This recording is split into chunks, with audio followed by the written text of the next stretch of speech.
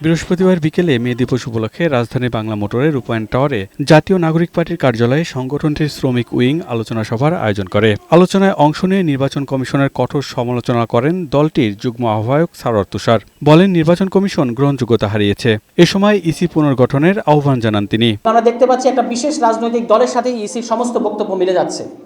এই ইসির নিরপেক্ষতা ইতিমধ্যেই প্রশ্নবিদ্ধ।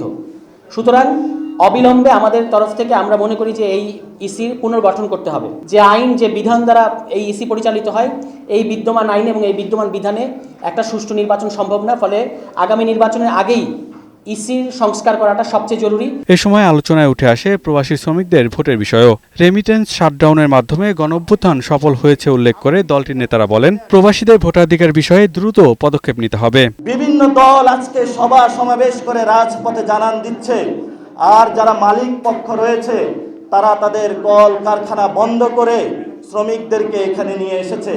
আমরা এই ব্যবস্থা আর চাই না। আমরা এমন একটি ব্যবস্থা চাই, মালিকরা এসি রুম থেকে আপনাদের কল কারখানায় গিয়ে আপনাদের ভালোবাসা দিয়ে মন জয় করবে।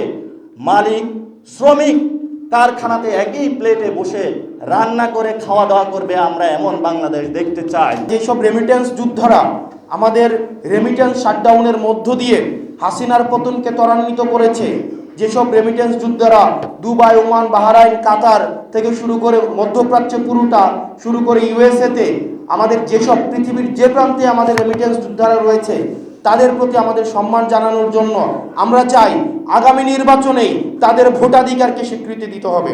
এ সময় শ্রমিকদের সকল বৈষম্য দূর করার পাশাপাশি তাদের সংগ্রামের কথা পাঠ্যপুস্তকে তুলে ধরার দাবি জানান এনসিপির নেতারা।